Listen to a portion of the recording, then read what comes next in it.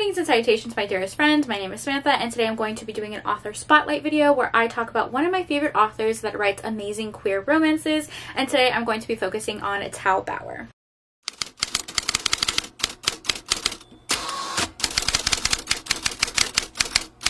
Hello, how are you? Welcome back to my channel, and welcome back to my little mini series where I am sharing a bunch of authors that I absolutely love because they write such amazing LGBTQ representation in their books. It is June, it's Pride Month. I've been giving queer romance recommendations all month long. A whole week of trope week where I took some specific romance book tropes and character pairings and gave you a bunch of recommendations. I was giving like 20-30 recommendations per video, so I will leave that playlist down below if you want to check it out and catch up. This week I'm really focusing on highlighting some of my favorite authors that just write queer romances so well. The playlist and all of my previous videos will be linked down below, but today we're focusing on Tal Bauer. Tal Bauer does have quite an extensive backlist, so what I'm going to do is I'm going to give you a general overview of just like the vibes of his books, and then I will be talking about my top 3 favorites that I think you should start with and that I just love so much and would recommend endlessly. Just an overview of the author. Tal Bauer mainly writes male romances. You can find a lot of his books on Kindle Unlimited. He does have novellas and epilogues and extensions of his books on his website as well,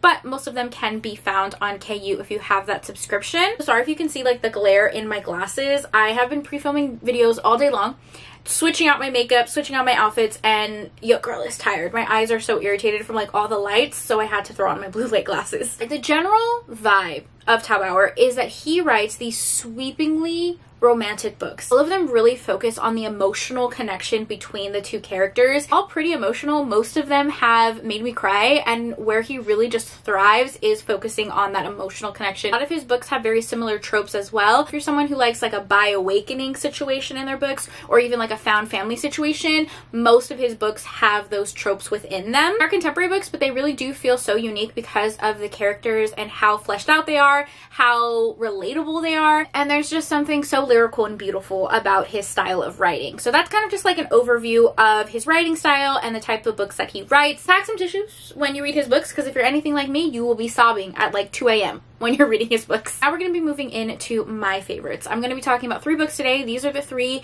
that I gave 5 stars. They're the ones that I absolutely love, some of my favorite books of all time, and would absolutely recommend if you are just picking up Tal Bauer for the first time. He has a very extensive backlist, okay? He has some romantic suspense books. He has a lot of sports romances. He is something for everyone with his books. For the sake of the video, and for it not being too long, we're just going to highlight some of my favorites. The first one is hands down my favorite book that he has ever written, and I feel like it is criminally underrated. Like, some of his books are popular and do get a lot of hype for very good reason, but I don't hear enough people talking about this one. Y'all are sleeping on this one. This is You and Me. It's a male single dad romance. This book follows Luke, who is a single dad. His wife has recently passed away. He's really grieving that and trying his best to raise his son. Him and his wife had a pretty toxic relationship, so he's also struggling to regain his confidence again.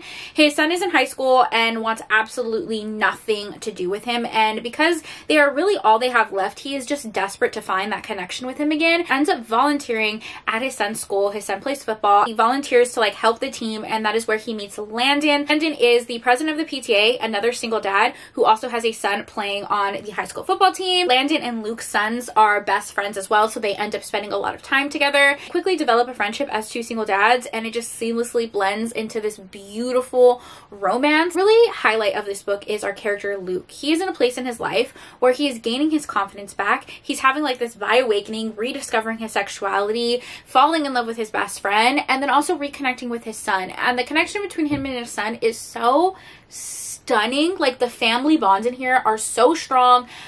I was sobbing reading this book. It was beautiful and it was so effortlessly done. Highly recommend. Like, if you were to take anything from this video, please read this book because I feel like it is so stunning. Another one that is really emotional, and I think this is one of his more popular books, and that is The Rest of the Story. This is a male hockey romance. Follows our hero, who is a professional hockey player, and he recently gets traded to a new team, and he is absolutely dreading it because this new team is kind of like the curse of the NHL. It's always losing, and people who go to this team either get injured or end up retiring. So he definitely knows that something feels off, but he really has no choice but to go and see for himself.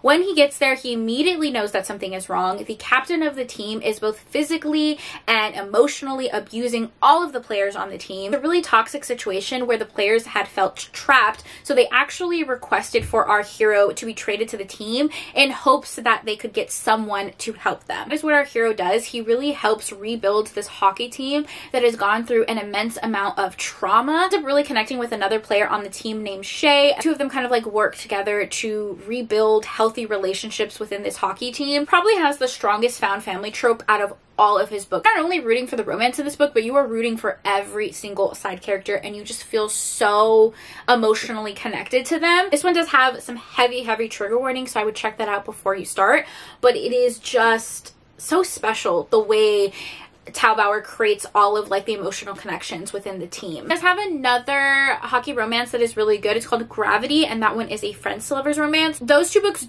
take place like in the same realm, in the same universe. You kind of like see the characters in each book, but they're not really connected. You can read them as standalones. All of the books that I'm talking about today you can read as standalones, which is awesome. And the last one I don't own a physical copy of, but that is How to Say I Do by Tal Bauer, and this one is a male friends to lovers romance. Loves a good friends to lovers romance. That's a trope you will see a lot within his books. The book follows our heroes Noel and Wyatt. Our hero Noel was actually engaged to a woman, and his fiance left him at the altar on his wedding day, so he is absolutely devastated. He decides that he is still going to go on his honeymoon. It's an all-expensive paid resort trip to Cancun, so he decides that he's going to go drown his sorrows in the bottom of a tequila bottle, you know, make the best of the situation. So while he is at the airport, he ends up meeting our hero Wyatt, who is also headed to Cancun because his younger brother is getting married there, and Wyatt sees Noel at a time in his life when he is like hit rock bottom, okay? He is a complete mess, but the two of them really develop a friendship here in this airport bar, and when they realize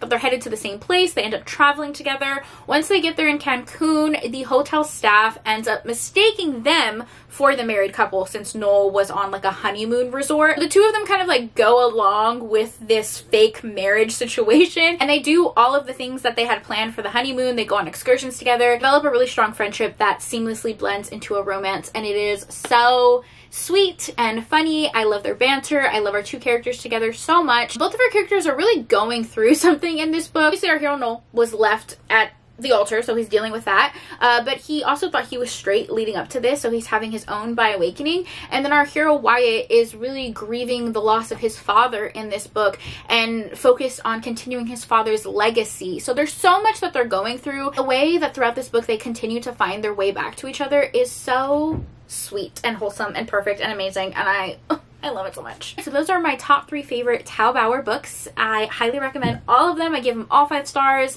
and they're some of my top favorite books ever. So I hope you check them out. If there are other Tal Bauer books that you've read and really loved, let me know in the comments down below and we can talk about it. That is it. That is the end to my little author spotlight for today. So thank you guys for taking time out of your day to spend time with me. It means the world to me. I hope you guys are all staying happy and healthy, and I will see you in my next video. Bye!